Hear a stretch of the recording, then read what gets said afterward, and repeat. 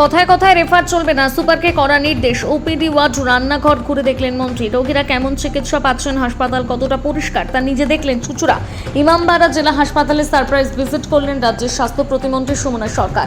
এর আগে কল্যাণী জিএনএম হাসপাতাল ও নদিয়ার কৃষ্ণনগরের শক্তিনগর জেলা হাসপাতাল পরিদর্শন করেছিলেন মন্ত্রী। আর চুঁচুড়া হাসপাতাল পরিদর্শন করলেন সুমনা সরকার।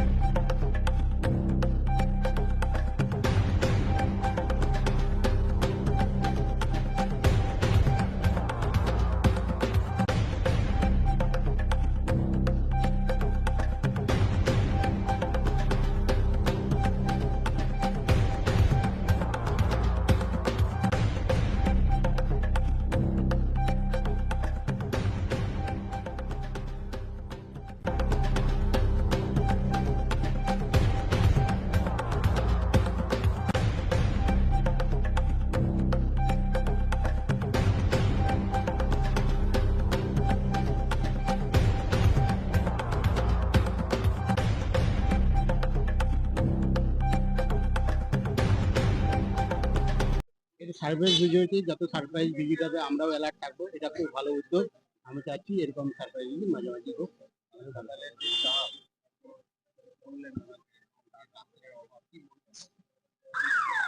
দেখা যাক, আমরা ডিপার্টমেন্টে জানাবো এই ব্যাপারে।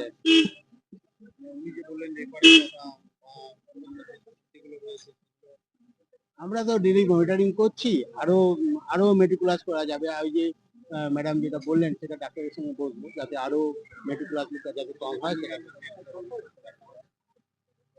আদৌ সরকারের নীতি তৈরি হয়েছে যে রেফার মানে ট্রান্সফার নীতির দরকার আছে। ট্রান্সফার নীতি হলে ওই যায় কিছুটা যে সদিচ্ছার অভাবটা সবারই ট্রান্সফার হলে যে কিছু কিছু মানুষের যে মানে সদিচ্ছা থাকছে না সেটা অটোমেটিকলি মিটে যাবে। আশা করি এই গভর্নমেন্ট এসে সব জায়গায় আমারও হয়তো আছে, কারণ আমি সবসময় ট্রান্সফার নীতিতে যুক্ত।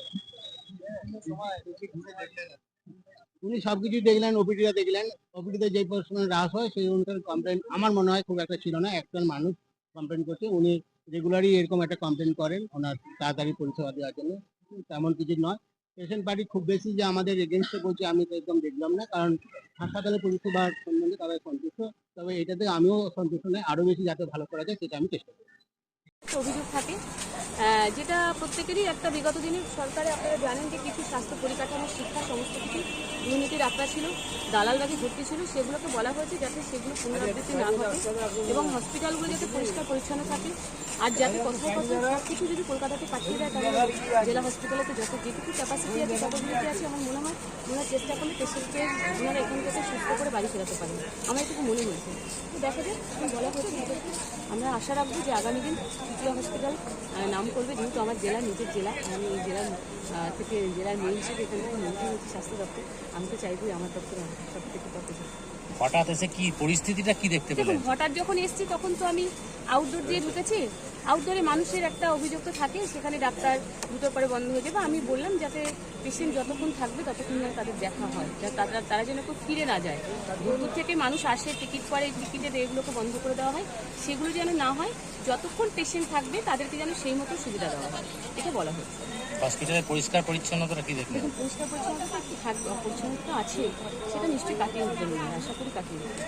আগামী দিনে আবার দেখা যাবে? নিশ্চয়ই আবার আগামী দিনে কি সবসময় দেখা যাবে। কি বলেন যে এরকম হঠাৎ আসা ভালো না জানিয়ে আসা ভালো? একদম জানিয়ে আসা ভালো না, হঠাৎ আসাটাই বেটার। সারপ্রাইজ ভিজিটটা সব থেকে বেটার, কাউকে না জানিয়ে আসা। কল্যাণীতে দেখা গেছিল অন্যরকম ভাবে। কল্যাণীতে অ্যাকচুয়ালি ওটা একটা আমার কাছে দীর্ঘদিনের কমপ্লেন ছিল, চুচুড়ানিও আমার কাছে কমপ্লেন ছিল। কিন্তু কমপ্লেন যেগুলো আছে সেগুলো বেসিক্যালি চেষ্টা করছি সেগুলোকে পৌঁছানো। আর আমি ওখানে গেছিলাম 36-এ, গেছিলাম 36-এ গেছিলাম। তো গিয়ে যেগুলো দেখেছি সেগুলো আমার গতকালকে মিটিং হয়েছে, মিটিংয়ে সেগুলোকে আমরা চেষ্টা করেছি যাতে কীভাবে রিকভার করা যায়। খুব শীঘ্রই আমরা সেগুলোকে রিকভার করতে পারছি। হুগলি জেলায় কি স্বাস্থ্য অবস্থায় নতুন কিছু পাচ্ছে? হ্যাঁ, নিশ্চয়ই পাবে, পাবে না মানে কৃষ্ণপক্ষ বিভাগের জেলা সেটা পাবে না, নিশ্চয়ই পাবে। মন্ত্রী এবং সবাই ঠিক আছে। পরিষেবা পাবে। স্বাস্থ্য পরিকাঠামোর আমূল পরিবর্তন আসবে, বাংলার মুখ্যমন্ত্রী বলে দিয়েছেন, উনি নিজে বলেছেন। আর এবং শুধু তাই না, আমরা স্বাস্থ্য দপ্তর একটা সিদ্ধান্ত নিয়েছি যে এখন কলকাতা কেন্দ্রিক যে হসপিটালগুলো আছে তার একটা কন্ট্রোল রুম খোলা হচ্ছে, যে সেখানে যাতে দালাল রাজ বা কেউ যাতে ঢুকতে না পারে।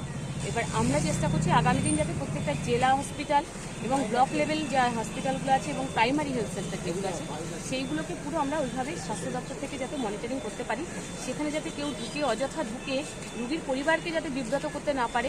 এবং যে দালাল চক্রটা বিগত 15 বছর সরকার চালিয়েছে সেই চক্রটাকে আমরা ভেঙে দিতে চাই। মানুষ পরিষেবা দেবে, সুস্থভাবে আসবে, সরকারি পরিষেবা সরকারি হাসপাতালে আসবে, ডাক্তারদের কাছ থেকে তারা নেবে। মানুষ যাতে কোনোভাবেই না বলতে পারে যে স্বাস্থ্য পরিষেবা পাচ্ছে না। হ্যাঁ, এটা যেন না মানুষ না বলতে পারে। যে আসছে, দেখুন আমার কাছে প্রচুর আসে, প্রচুর পেশেন্ট আসছে, প্রত্যেকে বলতে পারবে না কেউ ফিরে যাচ্ছে, কেউ ফিরে যাচ্ছে না, প্রত্যেকে পরিষেবা পাচ্ছে। দেখুন 2 মাস 10 সপ্তাহ হয়েছে সরকার এসছে, সেখানে মানুষের তো নিশ্চয়ই এক্সপেকটেশন আছে, পরিবর্তনের সরকার হয়েছে, এক্সপেকটেশন আছে। কিন্তু আমাদের ভিতরে ক্যাপাবিলিটিটা বিগত সরকার তো কোনো কিছুই করে যায়নি, সেটা আমাদের করতে একটু টাইম লাগছে। তৃণমূল সরকার কি স্বাস্থ্য পরিষেবাকে পঙ্গু করে দিয়েছিল? একদম দুর্নীতির আখড়া, পঙ্গু মানে কিছুই তো নেই, আপনি তো নিজেও দেখতে পাচ্ছেন, এই তো বলছিল এখানে আইসিইউ দরকার, আরও সব কিছু সব জায়গায় ব্লক লেভেল হসপিটালগুলোতে গেছেন তখন দেখবেন না কি পরিকাঠামো, কী অবস্থা। এই জিনিসগুলোকে পরিষ্কার পরিচ্ছন্ন হসপিটালগুলোকে দিদি, বিভিন্ন জেলায় দেখা যায় যে অ্যাম্বুলেন্স পরিষেবার যে দাম রেট হওয়া উচিত সেগুলো অনেক জায়গায় সেগুলো কিন্তু বিভ্রান্ত ছড়ায়, গ্রামের মানুষদের অনেক দাম বেশি নেওয়া হয়, শহরাঞ্চলে যারা বুঝতে পারে না তাদের। সেইগুলো যাতে না হয়, আমরা স্বাস্থ্য দপ্তর থেকে টোল ফ্রি নাম্বার সেটা করা হচ্ছে, সেগুলোকে আমরা সরাসরি মানুষের সঙ্গে, দেখুন এই সরকার চায় সরাসরি মাটির মানুষের সঙ্গে যোগাযোগ রেখে কাজ করতে, আমরা সেদিকেই সচেষ্ট। আগামী দিন আমরা সেটাই করব। এবং দেখুন না, খাদ্য তালিকাতে দেখুন বিগত দিনে ছিল 56 টাকা, এখন বাংলার মুখ্যমন্ত্রী ঘোষণা করলেন 110 টাকা, যাতে সেই রুগীটা যাতে ঠিকমতো খাবার পায়। এবং আমরা শুধু মনিটরিং শুধু বিপিএসসি বা পিএসসি লেভেলে নয়, আমরা মনিটরিং রান্নার ঘর পর্যন্ত, কিচেন রুম অব্দি আমরা সেইটাকে মনিটরিং করব যে খাবারটা ঠিকঠাক রুগী পাচ্ছে কিনা। এবং শুধু তাই না, আপনারা দেখতে পাবেন যখন ওটা স্টার্ট হবে আমি নিজেও আসবো সেই খাবারগুলোকে চেকিং করার জন্য, যে রুগীদের খাবারটা কতটা মানে বেটার তারা দিচ্ছে, আমরা খেয়ে টেস্ট করে দেখব খাবারটা কেমন। কল্যাণীর পর